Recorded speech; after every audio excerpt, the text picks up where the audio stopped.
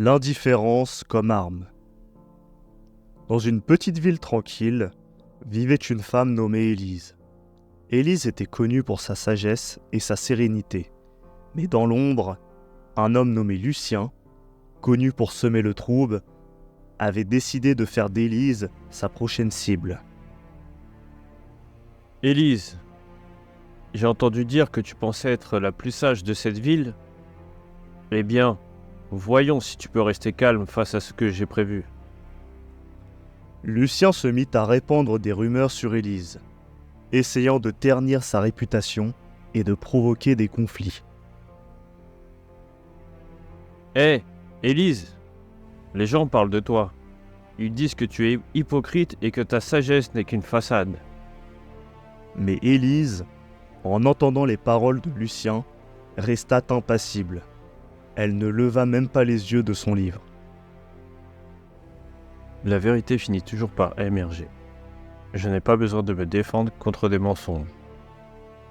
Voyant qu'il n'obtenait aucune réaction, Lucien intensifia ses efforts. Il organisa des rassemblements, incitant les gens à critiquer Élise publiquement. Regardez-la, celle qui prétend être sage, ignorante de ce que les autres pensent vraiment d'elle. Mais Élise continuait de marcher avec grâce, sans jamais prêter attention aux murmures ni aux provocations. Le bruit est éphémère, la tranquillité est durable, disait Élise. Les semaines passèrent, et l'indifférence d'Élise commença à porter ses fruits. Les gens remarquèrent qu'elle ne se laissait pas atteindre par les manigances de Lucien. Peu à peu, ils réalisèrent la futilité de ses attaques. Lucien, pourquoi continuer? Élise n'a rien fait de mal, c'est toi qui sembles obsédé. Mais oui, peut-être qu'Élise est vraiment sage, elle n'a même pas réagi à ce que tu dis. Lucien, voyant que ses efforts étaient vains et que son propre comportement commençait à le discréditer, abandonna finalement. Élise, par son indifférence, avait non seulement préservé sa tranquillité, mais avait aussi montré à tous que la meilleure réponse à la provocation est souvent de l'ignorer. Élise pensa « Ignorer les choses que l'on ne peut pas changer, c'est se protéger. Voilà la véritable sagesse. » Ainsi, Élise continua de vivre paisiblement, tandis que Lucien disparut des mémoires, victime de sa propre insistance. Ignorer ce qu'on ne peut pas avoir, ce qu'on ne peut pas contrôler, c'est parfois la meilleure des vengeances. Et ainsi se conclut notre histoire. Que chacun se souvienne de la loi 36, mépriser les contrariétés. On vous laisse avec l'intro et on se retrouve tout de suite pour débriefer un peu de la loi 36, mépriser les contrariétés. Bienvenue au Mirador, le podcast qui te fait prendre de la hauteur sur ta vie pour t'aider à développer et nuancer ta vision du monde. Prends place et fais-toi ta propre opinion sur différentes thématiques. Philosophie, santé, actualité ou encore relations hommes-femmes. Ici, pas d'interdit. On ne sera peut-être pas d'accord sur tout, mais t'inquiète pas, ça va bien se passer. Avant de vous laisser avec votre épisode, on a créé une adresse mail, lemiradorpodcast@gmail.com, pour être en interaction directe avec vous et avoir vos retours. N'hésitez pas à liker, partager, commenter et on se dit à tout de suite. Alors, à quoi ça t'a fait penser, toi, concrètement, la loi 36, quand t'as vu, par exemple, dans la violation de la loi? La loi 36, donc mépriser les contrariétés. Dans la violation de la loi, on nous raconte l'histoire de Pancho Villa, qu'on a souvent entendu comme nom, mais on ne sait pas vraiment ce qu'il y a derrière. Donc là, on en profite pour pouvoir faire un petit cours d'histoire. Donc c'est un personnage éminemment important qui est apparu pendant la Révolution mexicaine de 1910. Et donc, c'est un personnage qui est un peu un héros populaire. Et la particularité de cette histoire, c'est qu'elle nous raconte comment un personnage comme Pancho Villa, qui est un petit peu insignifiant, puisque c'est un peu une espèce de renégat qui veut lutter contre l'influence américaine et l'ingérence américaine, finit par gagner le vote populaire, ou en tout cas à émouvoir un peu la foule et à en devenir un peu le préféré, puisqu'il est un peu poursuivi pendant son histoire par un chef qui a déjà accompli plein de batailles et qui se met à ses trousses, parce qu'il est, je crois, commandé par par le gouvernement américain. Ouais, Et il fait un genre de cache-cache. ouais, c'est ça. Et l'idée, c'est que ça montre à quel point le gouvernement américain, et en particulier c'est le président Wilson, Oui. en s'entêtant à vouloir à tout prix choper Pancho Villa, et en faisant vraiment une affaire d'État avec sa fameuse expédition punitive, qui est une sorte d'attroupement d'équipe de 10 000 soldats chargés d'éliminer Pancho Villa dans le Mexique. Leur incapacité à réussir à le choper qui a fini par discréditer cette expédition punitive, parce qu'au final, ils n'arrivaient pas à le choper, tout le monde a fini par se foutre un peu de leur tronche. Ouais, c'est ça. Ça devenait un peu Et même l'opinion des Américains commençait à être en faveur de Pancho Villa. Et du coup, grave. Comme l'opinion commençait vraiment à se retourner et qu'ils n'arrivaient toujours pas à mettre la main sur lui, ils se sont retrouvés à essuyer une cuisante défaite. Et du coup, à revenir, ils se sont dit, vaut mieux s'arrêter là parce qu'on n'arrive pas à le choper. Et en partant, ils se sont fait attaquer par les rebelles, ce qui a fini encore plus de les discréditer.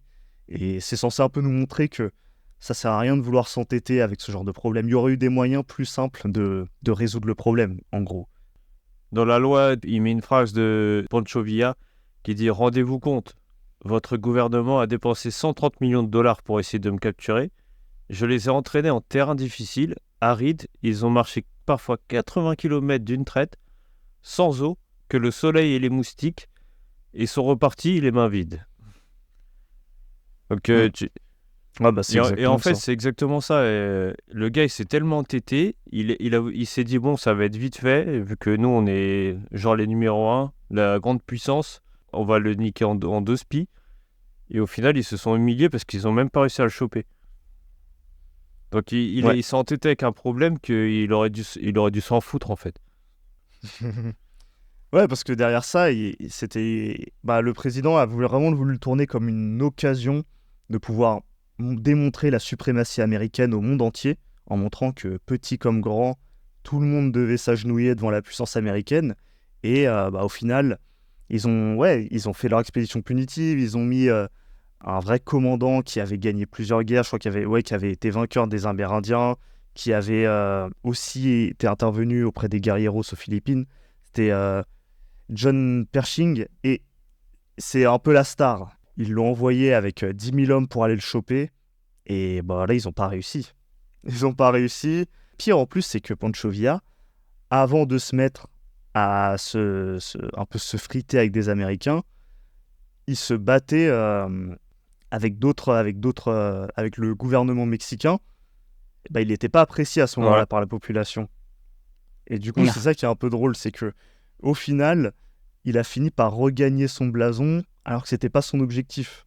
Parce que lui, il voulait juste se battre contre les Américains, parce qu'il voyait bien que c'était les Américains qui foutaient un peu le bazar. Et c'est juste l'entêtement du président Wilson qui a entraîné toute cette cacophonie, et au final qui lui a fait sa renommée, parce que Pancho Villa, du coup, son nom a traversé les âges.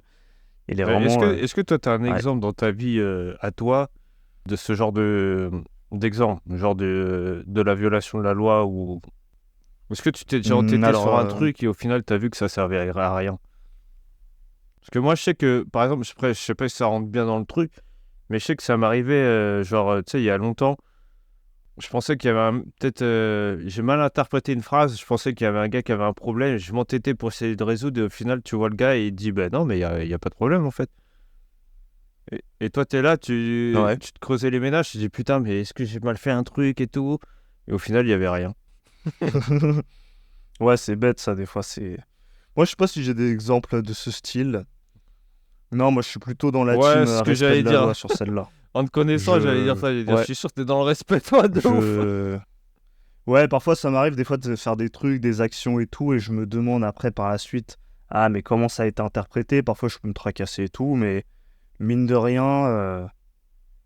En fait, moi, dans ma vie, j'ai eu une phase où j'étais un peu pour respect de la loi. Après, j'ai peut-être eu une phase où j'étais un peu en mode violation, en mode... parfois... j'étais un peu... Je pense que c'était plus même, à un moment donné, plus avec les meufs que j'étais comme ça. Tu t'entêtais, Et genre? j'ai compris comment ça marchait et je suis repassé dans la team respect. Ouais, faut s'en battre les couilles. Je suis pas repassé dans le... Voilà. Bah, de toute façon, ouais, il y a des passages assez intéressants et il y a des croisements faits justement avec thématique un peu de la séduction. Donc, pour le coup, il fait même des rappels vis-à-vis d'une ancienne loi. Il me semble que c'est la loi 8. 8 ou 9, non? Je sais qu'il y a une Je sais loi qu'on plus. n'a pas vue Ouais, une encore. des En deux. plus. Il fait 2 rappels sur 2 lois, mais il y a une loi qu'on n'a pas vue.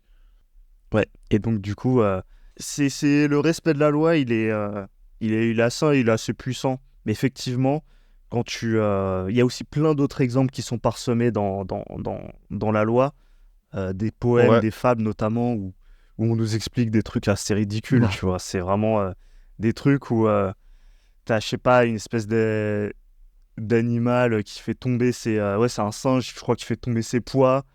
Il trimballe des pois, il en fait tomber 2, et en voulant les ramasser, il en fait tomber encore plus, il fait tomber un sac entier.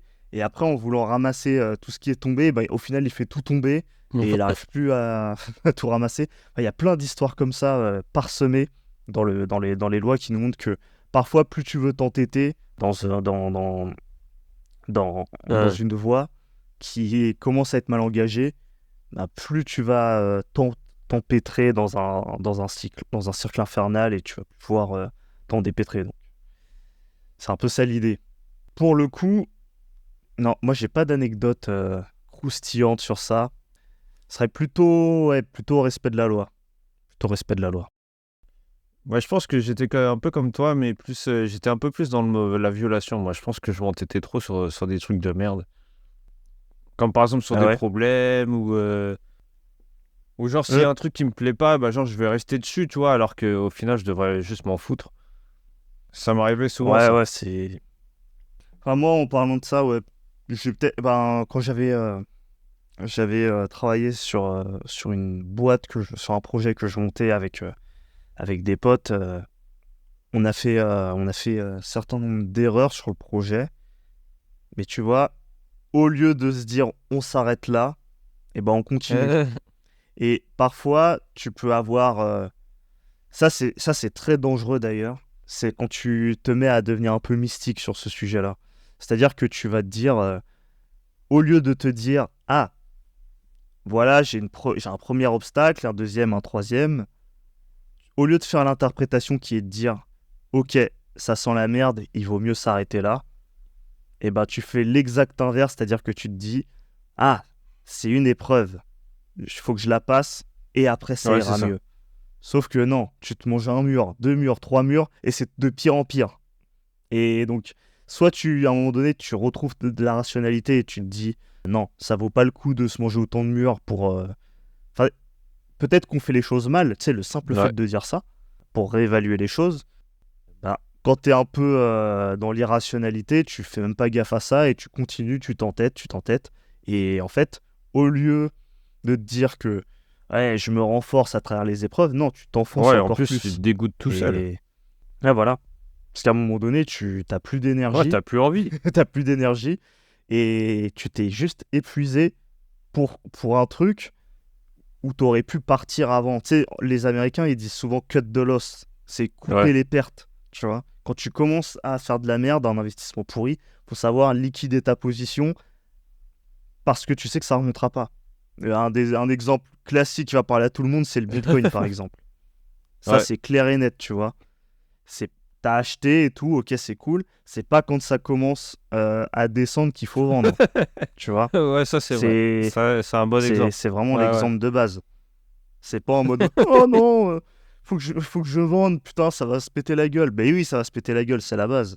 C'est le Bah oui, mais principe. justement, si ça te fait de Et la... après, ça va Ouais, remonter c'est plus ça. haut. Si ça se pète la gueule, t'attends, tu rachètes, et après tu t'attends que ça remonte, après ça va redescendre, tu rachètes. Voilà. Ou quand t'es dans une période de bull run et que t'as pas acheté, Bah achète ouais. pas. T'attends que ça se pète la Ouais, gueule. tu passes à autre Tu chose. commences pas à dire ouais, mais non, mais tout le monde en parle. Il y a des hashtags Bitcoin to the moon, je sais pas quoi. Calme-toi. Arrête de partir en couille. J'ai un ami qui me dit souvent cette phrase. Tu vas mourir? Non? Bah alors on s'en bat les couilles. Dès qu'il y a une galère, tu vas mourir? Non. T'es en bonne santé? Ouais. Bah alors, il Ouais. n'y a rien. Et c'est vrai que tu te dis, Ah bah ouais. En fait, ça te remet tout en question. Bah Tu te dis, ouais, ah ouais. ouais, en fait, je suis con. Tu sais, tu prends les. Ouais, parfois, tu sais, une Ouais, c'est montagne de ça. problèmes. Des fois, t'as un problème, au final, tu te dis que c'est rien. Enfin, mais avant, tu te dis que c'est rien, tu pètes un câble. Tu commences à te dire, ouais, putain, il y a ça, je suis dans la merde, pourquoi ça m'arrive? Tu sais, tu commences à être pas bien. Alors que tu devrais juste te dire, bah, tant pis, tu vois, c'est la vie. Ouais. C'est fou parfois comment tu peux perdre ta rationalité Ouais. sur des sujets comme ça. C'est les investissements, t'aimes les meufs, surtout quand t'es jeune. Trop de situations. Et pour le coup, c'est bien d'avoir des potes qui te font sortir du brouillard et qui te disent non mais attends, c'est juste ça que t'es en train de me dire, t'es en train de faire toute une scène pour ça, alors que toi t'arrives pas à comprendre à quel point c'est Ouais, grave. éclaté au sol. Et t'y repenses des mois, des années après, tu te dis mais comment j'ai pu me mettre dans cet état-là pour ça? C'est insignifiant, c'est futile. Et au final, sur le coup, quand t'es dans l'émotion, c'est là que tu perds en rationalité et tu fais Ouais. n'importe quoi. C'est Ah, mais surtout qu'en plus, quand ça, tout le tu lis problème. cette loi, moi, ça me fait penser aussi un peu à du stoïcisme. C'est quand il te parle de. Ouais, En mode, bah, tu peux pas contrôler. Tu peux pas le changer. Bah, tu fais rien. Tu passes à autre chose, en fait. Et c'est un peu du stoïcisme. Ouais. Où tu contrôles ton émotion, quoi. ouais, tu penses que... Ouais, mais c'est vrai que ça me fait penser un peu à ça, mais il y a une petite touche Ouais. en plus, je trouve, dans le respect de la loi. Donc en fait, pour vous situer, on est en Ouais. 1527.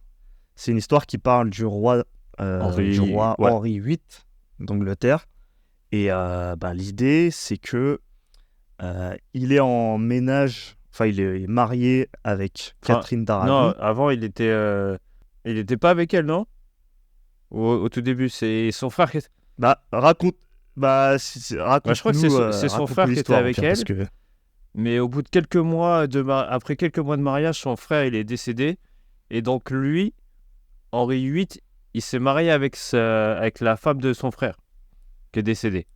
Ouais, c'est ça. Mais le problème c'est que Ouais. Henri VIII, il a lu dans la Bible que en gros, ouais, c'est une souillure quoi de se marier avec la femme de son frère et tout. Bah, c'est surtout si elle est plus vierge. Je crois que Ouais. si elle est pas vierge. Et donc après, Ouais. ils ont été voir je sais plus si c'est le pape ou un prêtre. Bah, comme elle avait pas d'enfant, elle avait pas lui donné d'enfant. À un moment donné, il s'est dit, mais c'est sûr qu'en fait, ils ont Ouais, c'est ça. consommé, Parce elle est qu'au plus tout vierge. début, Et donc, on Parce est qu'au tout maudit. début, juste avant qu'ils se marient, ils sont partis voir un prêtre ou le pape Clément VII, je crois que c'est ça que c'est, pour lui faire le mariage. Et au moment du mariage, il lui a demandé, ouais, elle était vierge ou pas? Et elle a dit oui. Et au final, au bout d'un moment, c'est ça, il arrêtait pas d'essayer d'avoir un héritier et elle lui donnait pas. Et il s'est dit, ouais, c'est sûr, c'est une mytho. Dieu, là, il l'a puni pour en mode, tu feras pas de gosse parce que t'as menti. T'es plus vierge, en fait. Ouais. T'es souillé. Ouais. Et donc lui, après, quand il a commencé à être dans cette idée-là, il a commencé à trouver une autre meuf. Il est tombé amoureux d'elle. Je sais plus comment elle s'appelle, Anne de Boleyn. Il savait que le pape, vu que c'est lui qui gérait les trucs de mariage, il savait que s'il allait voir le pape, il allait lui dire en gros, bah non, en fait, je veux pas annuler ton mariage, hein, tant pis, hein. C'est ton problème. Et donc lui, en fait, ce qu'il a fait, c'est qu'il a épousé quand même la meuf là.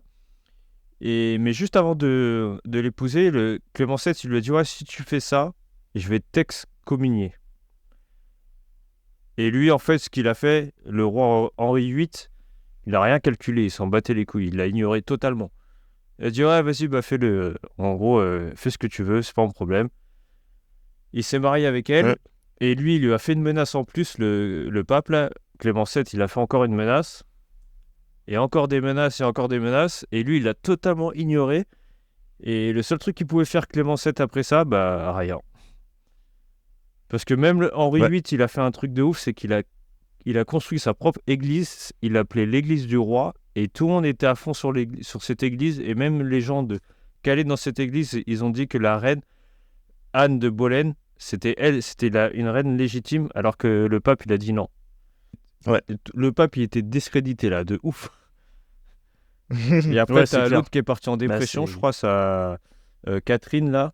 Elle est partie en dépression, elle est morte d'une tumeur cardiaque cancéreuse en 1536. À mon avis, elle était en dépression totale, parce qu'elle a essayé d'abdiquer ou je sais plus quoi, là. Je me rappelle plus trop. Bah, je pense qu'elle a voulu Ouais. revenir, quoi. Elle voulait pas partir au couvent et Mais voilà. Parce qu'il a essayé de faire annuler son mariage et de la requalifier, non plus en tant qu'épouse, mais en tant que belle-sœur, parce que ouais, exactement, toujours ouais. en gardant la J'avais reconnaissance oublié du cette mariage partie. qui avait eu lieu entre ouais, son Ouais, c'est frère et ça. elle. Et du coup, elle Elle se voulait tenta pas. de se défendre, je sais pas quoi. Mais ça n'a pas marché. Parce que l'idée derrière ça, c'est d'épouser ouais, Anne de Boleyn parce qu'elle était. Enfin, Anne Boleyn, et parce elle était plus jeune, elle pouvait lui filer Ouais, un bah c'est ça. héritier. Et il était amoureux, donc tout a gagné. Donc, L'interprétation dans tout ça, c'est que Henri VIII, il a humilié Clémence VII parce qu'il l'a ignoré totalement. Dans toutes ses menaces, le punir par l'excommunion, ça n'a rien fait. Ça lui a rien fait du tout. Il a fait son église tranquille. Donc en gros, le respect de la loi, c'est surtout cherche pas à t'entêter si on commence à te menacer et tout, ignore-le. T'ignores ouais, et l'idée, c'est que à partir du moment où tu considères l'autre, où tu ouais. considères le problème, ça devient une menace. Et tu perds l'initiative, tu rentres dans le jeu, et donc ça va être un ping-pong, ça va être une espèce de mini-guerre en soi. Donc le meilleur moyen de gagner la bataille, c'est de pas la mener. Donc il vaut mieux ignorer la personne, l'effacer. Et ouais, il y a un mot qui revient souvent, c'est le dédain. Moi, ça me fait rire parce que parfois, il dit même le dédain aristocratique. Donc c'est vraiment cette posture dans laquelle tu te prends vraiment pour un Ouais. aristocrate, pour un mec qui est au-dessus de la mêlée. Tu calcules même pas le problème. Certes, la personne va peut-être péter les plombs, mais tu Ouais, t'en bah fous. ouais. C'est le meilleur moyen de montrer ta supériorité. Et pour faire un peu écho à ce que tu disais tout à l'heure avec le stoïcisme, de pas se sentir Ouais, affecté. c'est ça. Et toi, alors, dis-nous, vu que tu étais plus dans le respect de la loi, raconte-nous, je sais pas si tu as une anecdote ou un truc, un exemple que toi, ça t'est arrivé. Parce que, en tout cas, moi, je sais que cette loi-là, je la pratique tout le temps au travail, hein, quasiment. Quand tout le monde, ils sont là Ouais. en train d'essayer de dire, ouais, nanana, de parler sur les gens ou être énervé contre toi et tout, ouais, t'as mal fait ça. Moi, je m'en bats les couilles, mais... Et en plus, quand je lui montre qu'on Ouais. s'en fout, ah bah, elle abandonne. Ça abandonne direct parce qu'elle voit que ça revient, mais ça marche pas parce qu'on s'en fout. Ouais, t'as acquis une Ouais, tranquillité voilà. quelque part. Parce qu'on te fait plus chier, ils cherchent même plus à essayer parce que de toute façon, savent très bien Ouais. que c'est mort, quoi. Bah, moi, c'est plus...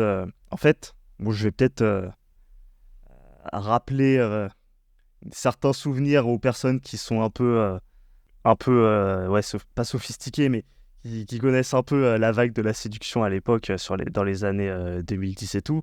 Mais en fait, je le faisais pas forcément parce que je l'avais lu et parce que je me disais, ouais, c'est une bête de T'étais pas technique et tout. conscient, genre? Mais je le faisais un peu naturellement.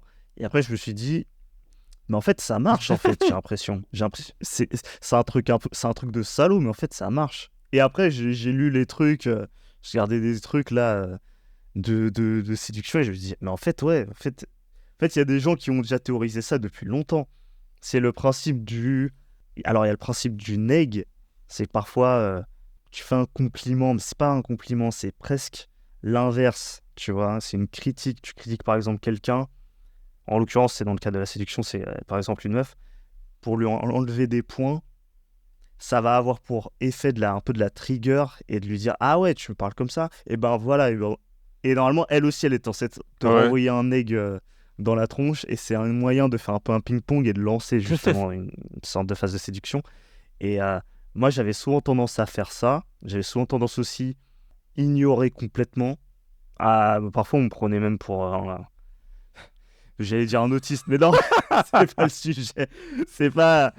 Sans vouloir manquer de respect Putain aux de autistes. merde. C'est le côté dans ma bulle, mais vraiment ultra exacerbé. Le côté, je comprends rien à ce qui se passe. Ouais, je m'en m'en rappelle, fous, mais je suis dans les nuages. Je même cherche ma daronne, pas elle à disait ça comprendre sur les toi et tout. choses.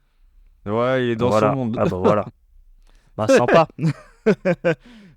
J'étais pas Ah au bon? courant. Ah Mais... merde. Ok.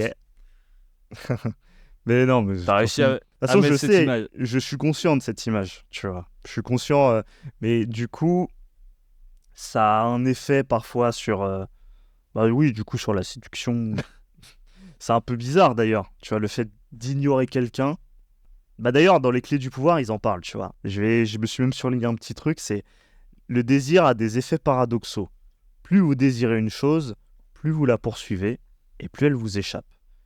Plus vous témoignez d'intérêt pour tel objet de désir, plus il s'éloigne de vous. Tu vois? C'est la loi de l'attraction inversée, en fait. c'est plus tu désires un truc, plus il faut l'envoyer se faire foutre, Ouais. et plus il va venir. Ça n'a aucun Bah, sens. c'est con. Et bah voilà.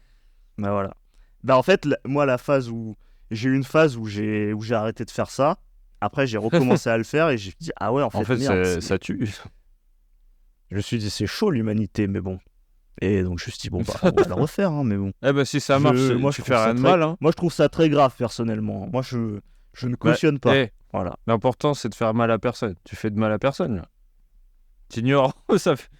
Tu les fais chier, c'est tout. Bah, parfois, ça fait mal. Si, ça fait mal. C'est le fait d'être ignoré, d'être mis sous silence. Mais quand les gens t'envoient des messages, tu leur mets des vues, là. Il y a des gens, ça leur fait péter les Ah plombs. ouais, ils craquent de ouf. Alors que moi, tu vois, on me met en Ouais, vue. moi, je m'en bats les couilles. Balèque, mais d'une force. Là, je me dis, ah bah, bon bah.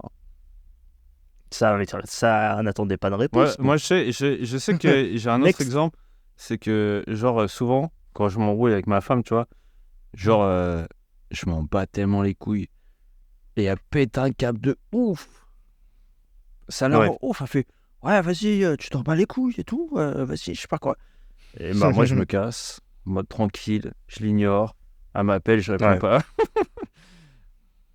Ah Elle bah, c'est pète ça. un câble. C'est trop fort. Et après, c'est elle qui revient toute seule. Moi, j'ai rien à faire. Je dévoile le secret. Je sais pas qu'elle écoute celui-là. Ouais.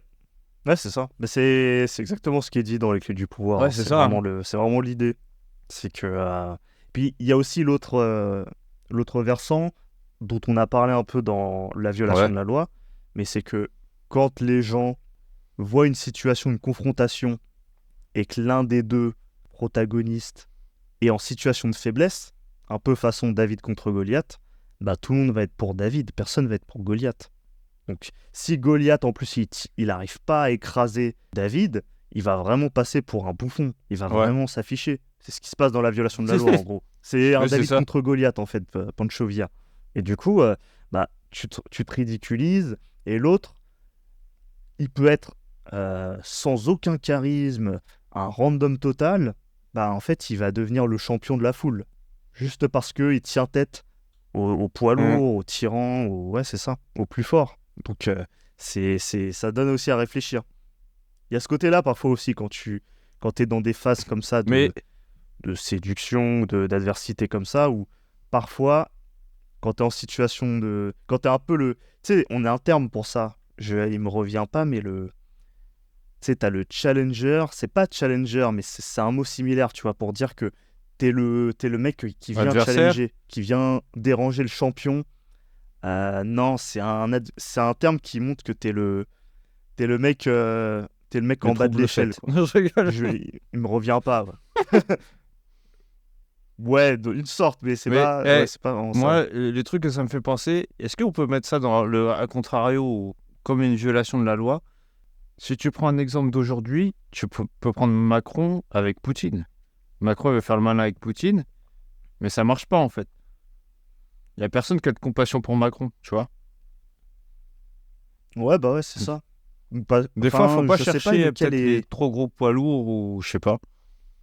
Je sais pas lequel est en supériorité par rapport à l'autre. Mais dans l'idée où en tout cas, Macron, il veut rameuter toute l'Europe contre Poutine. Tout le monde est un peu en train de bégayer. Enfin, il y a quand même beaucoup de gens qui en ont marre, quoi, qui se disent ouais, lâche-la faire, Macron. Bah ouais. Je crois que c'est l'histoire qui nous dira s'il a eu raison ou pas de s'entêter sur ce sujet. Mais pour le coup, nous, entre guillemets, on a juste à regarder et c'est pas notre problème. Enfin, c'est pas notre problème. C'est pas à nous de décider. Parce que effectivement, il a envie de faire le va-t-en-guerre. Les deux positions se défendent, en fait. Qu'on y aille ou qu'on n'y aille pas. Mais c'est vrai que c'est... nous en tant que Spectateurs. que peuple, ça nous fait Ouais, chier. c'est clair. Mais c'est vrai que dans tous les cas, c'est une loi qui. Je pense que c'est une loi qui est assez puissante. Mais il faut faire Ouais, c'est attention ça, quand c'est- même à la. C'est À pour ça bien qu'il y a la un doser. à contrario Ouais. qui te prévient de bien faire gaffe avec qui tu l'as fait, celle-là. Parce que ça peut se retourner contre toi quand même. Faut bien observer Ouais. ton adversaire, ton ennemi, savoir si tu peux faire ça avec lui ou pas. Parce que des fois, tu peux ignorer une personne, mais la personne, elle n'est pas aussi bête que tu le penses et ça va se retourner contre toi même. Parce que je crois qu'il met un exemple avec César Borgia et comment il s'appelle déjà? Je crois que c'est les grands princes italiens de la Renaissance. Voilà, il dit, les grands princes italiens de la Renaissance choisirent d'ignorer César Borgia au début de sa carrière de jeune général dans l'armée de son père, le pape Alexandre VI. Le temps qu'ils comprennent, il était trop tard. L'enfant devenu en lion, l'Italie bouchée après bouchée. Souvent, il vous faudra donc afficher publiquement votre mépris, mais restez vigilant. Suivez de l'œil votre adversaire. Assurez-vous qu'il ne se rapproche pas trop. Ne laissez pas se multiplier une cellule cancéreuse. Développez votre capacité à anticiper les problèmes tant qu'ils sont mineurs et apprenez à les régler avant qu'il ne soit trop tard. Sachez distinguer les questions potentiellement catastrophiques des détails agaçants qui disparaîtront d'eux-mêmes. Dans les deux cas, toutefois, gardez les yeux ouverts. Tant que le problème existe, il peut grandir et finir par vous pourrir la vie. On va dire, si tu ignores la mauvaise personne qui a un gros potentiel et que tu ne le vois pas, elle va finir par te dépasser et elle va te manger. Ouais. C'est pas parce que, en vrai, parce que tu ignores la personne ou l'attaque qu'il faut pour autant faire comme s'il n'existait pas. Et il y a certaines personnes, certes, devant tout le monde, faut feindre de les ignorer, mais en vrai, faut être sur ses gardes. Parfois, c'est juste une posture à adopter pour montrer aux gens et pour montrer même à la personne qui est en train de t'attaquer que tu t'en balèques. Mais c'est peut-être qu'en vrai, tu t'en bats pas du tout. T'es en train de surveiller tes arrières. T'es en train de jauger. Ouais, c'est ça. Tu montes pas. Ouais, faut pas montrer en gros prépares que genre tu sens que c'est une menace. Faut toujours le mettre dans l'ignorance, mais tu gardes un œil quand même sur lui. Ouais. Et il y en a, tu peux les ignorer totalement, mais pour de vrai, tant que tu sais que ça changera rien à ta vie, tu l'ignores. Allez, ciao. Ouais. C'est vraiment ça l'idée. Moi, je m'étais noté un truc c'était un passage d'aphorisme sur la sagesse dans la vie, et c'est de Arthur Schopenhauer. Et je trouvais ça intéressant parce que il emploie des mots et une manière de le formuler, de résumer cette loi qui, je trouve, assez bonne, et qui nous dit: en conséquence, il est sage de leur faire sentir à tous, hommes ou femmes, qu'on peut très bien se passer d'eux. Cela fortifie l'amitié. Il est même utile de laisser s'introduire parfois, dans notre attitude à l'égard de la plupart d'entre eux, une parcelle de dédain. Ils n'en attacheront que plus de prix à notre amitié. Chi non stima vien stimato, qui veut dire qui n'estime pas est estimé. Ça, je trouve c'est fort, ça. Comme le dit finement un proverbe italien. Mais si quelqu'un a réellement une grande valeur à nos yeux, il faut le lui dissimuler comme si c'était un crime. Ce n'est pas précisément réjouissant, mais en revanche, c'est vrai. C'est à peine si les chiens supportent le trop bien de bienveillance. Bien moins encore les hommes. Si tu commences à mettre trop d'importance ou que tu commences à lui montrer genre que tu le kiffes en tant qu'ami, tu vois, tu commences à être trop derrière lui, à lui faire beaucoup de compliments, à lui susciter tout le temps, ça se trouve, la personne, elle va commencer à avoir un ego, tu vois, qui est mauvais, et elle va commencer à vouloir en profiter, tu vois. Peut-être profiter de la personne. Alors qu'à la base, ils sont amis, tu vois, mais... Moi, ça m'a fait penser à ça. Après, je sais pas, mais... En fait, ça fait encore repenser à des concepts des trucs qu'on a pu entendre dans les années 2010, là, les trucs de pick-up artistes, mais C'est le concept de fait d'être needy, tu vois. D'être needy, ça veut dire être en demande. Et quand t'es en demande, ça veut dire que tu casses les couilles en gros. T'en fais trop, t'es trop en train de courir par exemple derrière la meuf et tout. Et Ouais, ça peut peut la être loi l'inverse 3, aussi. Hein. Ouais, et c'est ça, c'est ce côté où t'es en demande et c'est trop. Et du coup, on trouve ça effrayant, on trouve ça bizarre. On se dit, mais c'est pas normal que tu sois comme ça. Ou ça t'affaiblit. Tu te retrouves à donner de la valeur à quelque chose qui est insignifiant, à le mettre à ton niveau. Ouais, Voire même si tu es en demande, à le rendre supérieur, à le mettre sur c'est un comme si piédestal. genre ta bienveillance finit en genre de malveillance, quoi. Genre toi Ouais, tu fais ça, tu veux être bien, tu veux être bien vu, tu veux solliciter l'attention pour les autres, et au final ça empire la chose, parce qu'au final tu fais plus de faire chier la personne à être tout le temps derrière son cul, en gros tu la suis partout. bah, c'est terrible, mais c'est la personne, c'est ce qu'elle finit par se dire, tu vois. Tu te dis, Mais ça m'est ah, déjà arrivé, je t'es crois, hein. trop. Ça T'es m'est trop déjà à arrivé quand fond, j'étais plus jeune. Laisse-moi tranquille. Je me rappelle d'un jour où genre, je sais plus, j'avais quel âge, peut-être 10 ans, tu vois. J'étais en train de faire du vélo avec un pote, et je sais pas, il me suivait tout le temps à vélo. Alors que c'est la base, tu vois, on fait une journée à vélo, on est ensemble.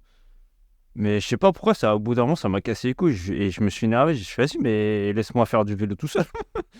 Alors que, tu vois, c'était logique de faire du vélo ensemble, mais au bout d'un moment, je sais pas, je voulais faire du chemin tout seul, faire mes trucs. Et je sais pas, ça m'a fait Ouais. chier qu'ils me suivent tout le temps. On est chelou. Ouais, c'est clair. C'est des comportements qui sont bizarres, c'est un truc assez animal, hein, j'ai l'impression. Mais c'est les Ouais. rapports humains, hein. C'est comme ça. Hein. Mais en tout cas, voilà, quoi, c'est... Je pense que c'est tout ce qu'on avait à dire sur la loi numéro 36. Je pense qu'on a bien fait le tour. On a fait un peu des exemples par rapport à la violation, le respect, les clés du pouvoir. On a bien parlé du a contrario. Et on a été un peu plus loin avec Arthur Schopenhauer. Je pense qu'on a tout dit. Je sais pas ce que toi t'en penses, Nat, mais... Bah, on pourrait partir en introspection là-dessus, mais on va rester là parce qu'on est déjà à 40 minutes. Mais c'est un truc qui est vraiment puissant chez les gens. Tu sais, le côté fuis-moi, je te suis, fuis-moi, je te Ouais. fuis. Bah, après, on pourra en faire un On sait épisode pas pourquoi. Hein. spécial, hein. Si les gens y veulent, Ouais. n'hésitez pas à nous le dire. On fera peut-être une introspection dessus. Donc, si vous êtes chaud. En tout cas, n'hésitez pas à liker, partager, à vous abonner et à lâcher 5 étoiles sur la plateforme de podcast sur laquelle vous écoutez. Ça nous donne de la force, ça nous fait plaisir, et c'est bon pour le référencement, donc merci à vous. Et on se retrouve la semaine prochaine pour un nouvel épisode. Allez, ciao à tous. Salut à tous.